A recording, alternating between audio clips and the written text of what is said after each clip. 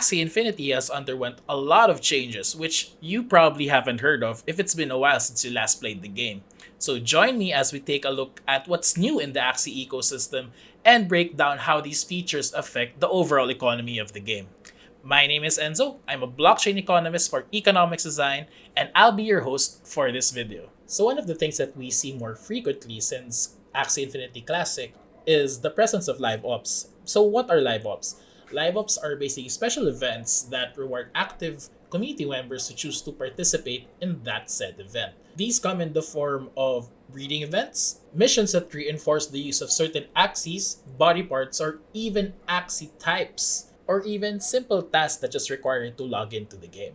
Live ops impacts the economy because it influences certain behaviors from the community members by incentivizing them through different rewards that they could get by participating through the event.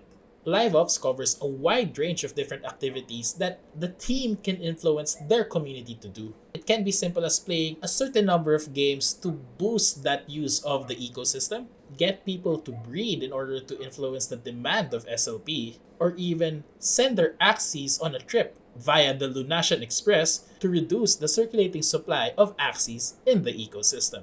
Limited edition cosmetic items are usually the rewards for those who choose to participate in the events. These come in the form of emotes, borders, or avatars that shake up the user interface of players while they play the game. It could be special Axie body parts that have a different art that follows the theme of the event, or it could be rare NFTs that change the way your Axie looks while you play the game. The last one being the most beneficial to the economy as it promotes another asset that can be freely traded inside the ecosystem. But sometimes rewards can just be focused on crafting inside the game, and sometimes the rewards are consumable items inside the game that help you get a better chance in crafting good items.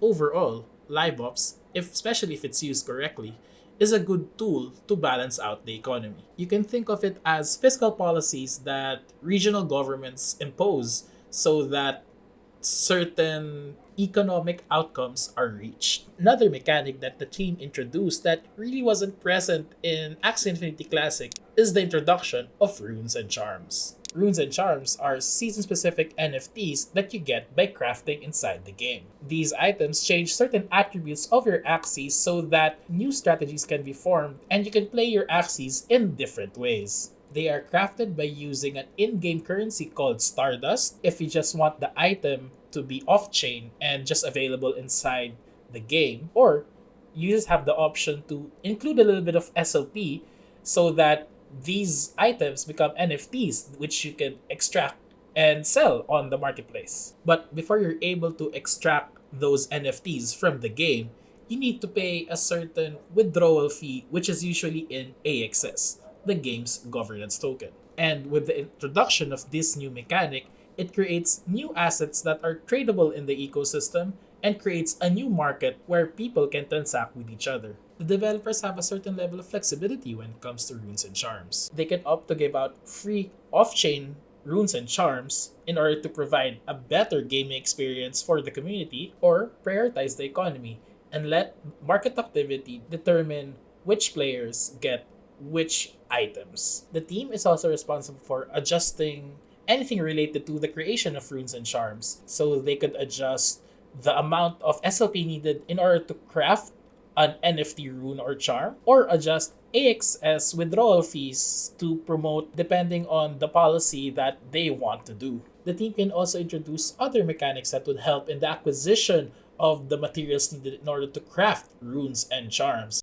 The latest mechanic being a TS blessing, which would require users to sync a certain number of RON tokens, which would give a temporary buff to the users while they interact with the game. On the demand side, it will mostly be affected by the different game updates that the team will release that would more or less change the meta of the game. Since runes and charms would essentially alter how a certain card is used inside the arena, it is strongly linked to how the game is played. Therefore, a change in overall game mechanics or certain buffs or nerfs to cards would greatly affect the demand for that particular rune or charm.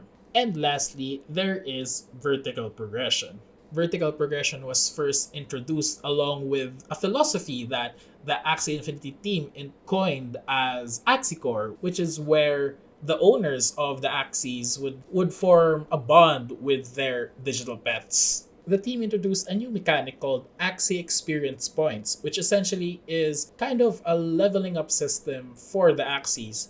The more they win in the arena, the more XP they get to increase their level. Now, there is no official word yet as of the making of this video on what will happen when Axies level up, but the growing sentiment inside the community is that you could level up the body parts of your Axies in order to create new mechanics to use for these axes or create stronger versions of the current body parts that they would have. A glimpse of this is already seen inside the game as the starter axes can be leveled up in order to get new off-chain runes and charms or improve the current cards that they already have. Now, this would affect overall supply and demand of axes in the marketplace, which affects the overall economic activity inside the secondary market. It could be that the higher the level of your axes, the more expensive it becomes on the marketplace. Or the other way around, where the higher the level, the more you're not willing to let go of that axie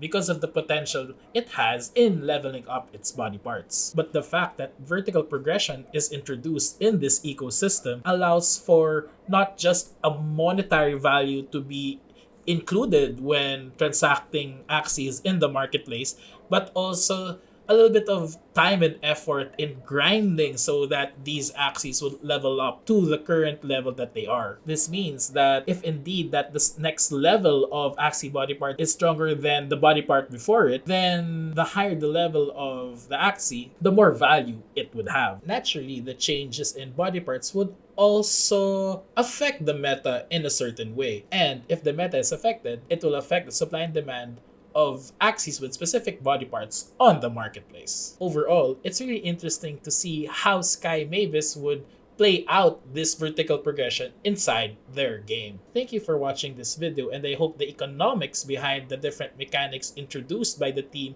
is now much clearer. If you're looking for help to create specific mechanics for your blockchain project, then feel free to book a consultation with us through the link below. Again, thank you, and I hope to see you in the next video.